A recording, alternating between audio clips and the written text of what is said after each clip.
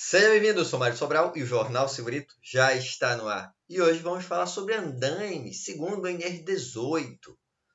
Ele começa lá no item 18.12, andaime e plataforma de trabalho. Os andaimes devem atender aos seguintes requisitos. Primeiro, ser projetado por profissionais legalmente habilitados de acordo com as normas técnicas nacionais vigentes. Ou seja, quem é o profissional legalmente habilitado? Vocês sabem, né? É um engenheiro. Então, por exemplo, um engenheiro mecânico, um engenheiro que vai fazer esse dimensionamento do projeto do andaime.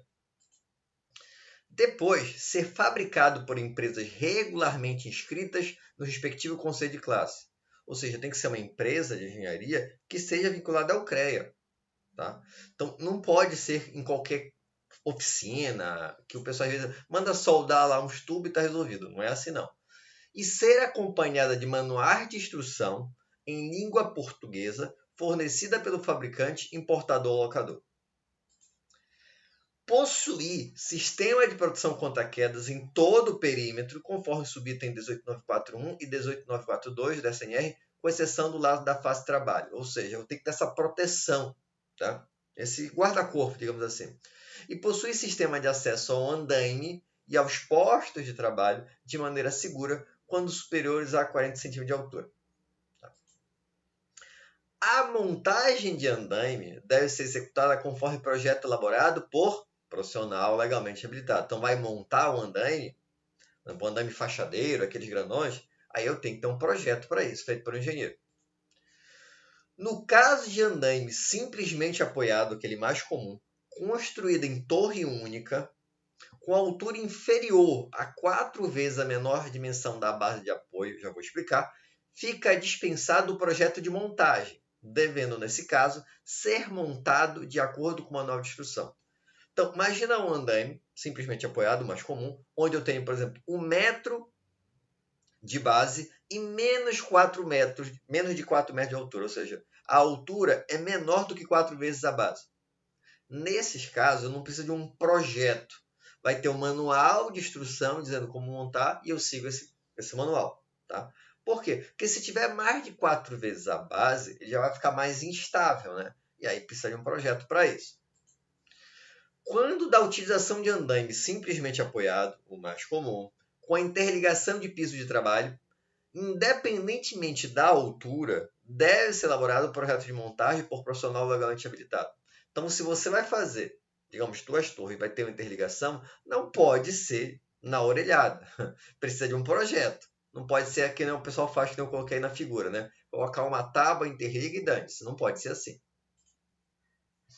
As torres de andaimes, quando não estaiadas ou não fixada a estrutura, então não tem algum tipo de fixação, alguma coisa assim, não podem exceder em altura 4 vezes a menor dimensão da base de apoio. Aquilo que a gente falou. Então, eu tenho uma base de 1 metro, passou de 4 metros de altura, eu tenho que fixar, tenho que estaiar esse andaime de alguma forma.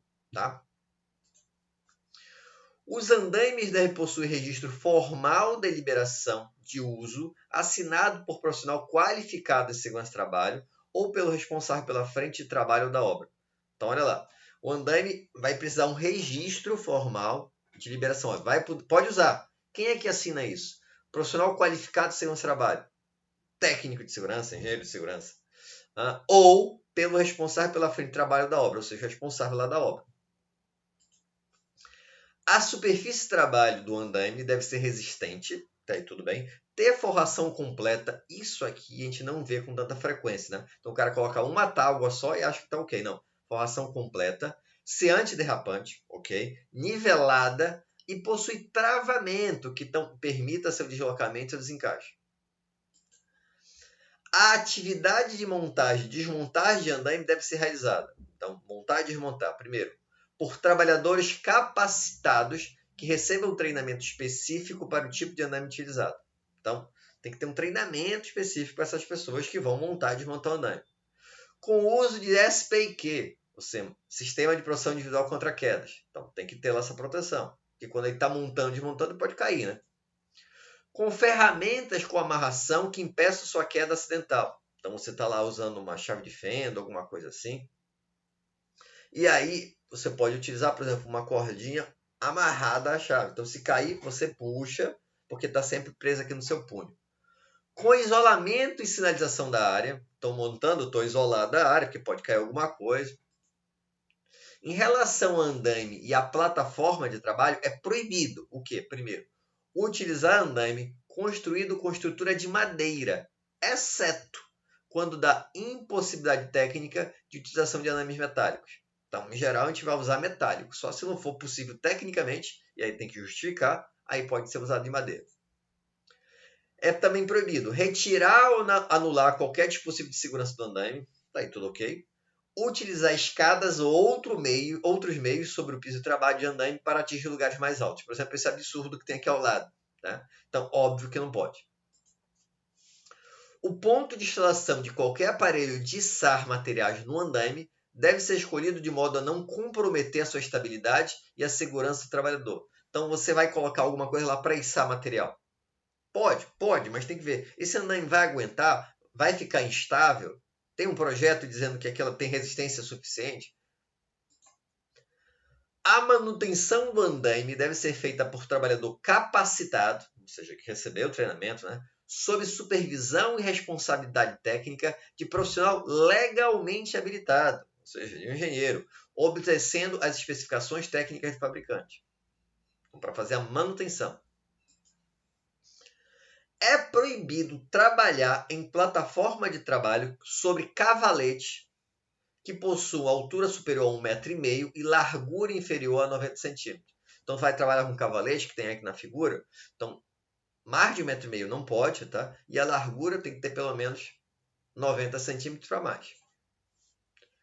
Aí ele começa a falar agora de ancoragem. Ó.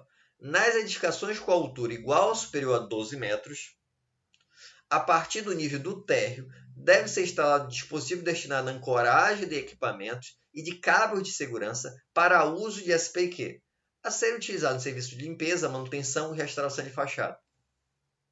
Então, eu vou ter lá trabalho, eu estou trabalhando no andaime, mas eu preciso me ancorar em algum lugar. Então, essa edificação vai ter que ter esses pontos de ancoragem. Os pontos de ancoragem de equipamentos e cabos de segurança devem ser independentes, com exceção das edificações que possuírem projetos específicos para a instalação de equipamentos definitivos para limpeza, manutenção e restauração de fachada. E esse dispositivo de ancoragem deve estar o quê? Primeiro, está disposto de modo a atender todo o perímetro da edificação. Então, estou trabalhando, vai ter que ter ancoragem em todo o perímetro, tá? No entorno todinho da obra. E suportar uma carga de trabalho de no mínimo 1.500 kg/força. Para isso vai se testar lá para ver se está aguentando aquela carga de trabalho. Constar do projeto estrutural da edificação. Então, tem que considerar, isso aqui já está considerado na estrutura, lá no projeto estrutural. Olha, isso aqui tem resistência suficiente para colocar ancoragem. E ser constituído de material resistente às intempéries, com aço inoxidável ou material de características equivalentes. Percebe que isso aqui está dentro do item de andaimes. Ele depois vai continuar a falar de andaimes. Por quê? Porque eu não posso ter um andaime e não ter onde fixar lá. Eu não vou fixar o meu cinto de segurança no próprio andaime. Porque se o andaime cair, eu vou junto, né? Eu tenho que ter um sistema de ancoragem, tem que ter uma linha de vida independente. Os ensaios para a comprovação da carga mínima do dispositivo de ancoragem devem atender o disposto nas normas técnicas nacionais vigentes ou, na sua ausência, as determinações do fabricante. E a ancoragem deve apresentar na sua estrutura em caracteres indeléveis e bem visíveis. Então, não vai apagar lá e é bem visível. O que vai ter que ter lá na ancoragem? Primeiro, razão social do fabricante e o seu CNPJ, modelo ou código do produto, número de fabricação de série, material do qual é constituído, por exemplo, inox, indicação da carga, quanto ele aguenta, e o número máximo de trabalhadores conectados simultaneamente ou força máxima aplicável. Então, quantas pessoas podem trabalhar lá conectadas a essa ancoragem? E pictograma indicando que o usuário deve ler as informações fornecidas pelo fabricante. Então, o pictograma é esse livrezinho aqui com um izinho aqui, ó. Então, percebe que o andaime é uma parte que eu preciso trabalhar em paralelo com a parte de ancoragem, porque senão não vai dar certo, né? Espero que tenham gostado. Se gostaram, não, ficou faltando, né? Ficou faltando indicar um livro. E eu vou pegar aqui também aleatório. Agora, toda vez que estou fazendo assim. Tem um livro aqui do meu amigo Paulo Rogério, Paulo Rogério Albuquerque de Oliveira, Fator de Risco, Ruído no Social, da Engenharia ao Direito, da editora LTR, tá? Então é um bom livro, tá? A parte técnica de ruído eu acho excelente, ok? Agora sim, espero que tenham gostado. Se gostaram, já sabe, né? Curte, compartilha. E qualquer dúvida, sugestão de pauta, é só colocar aí embaixo nos comentários ou mandar um e-mail para sobralj@hotmail.com. Um abraço e até o próximo programa.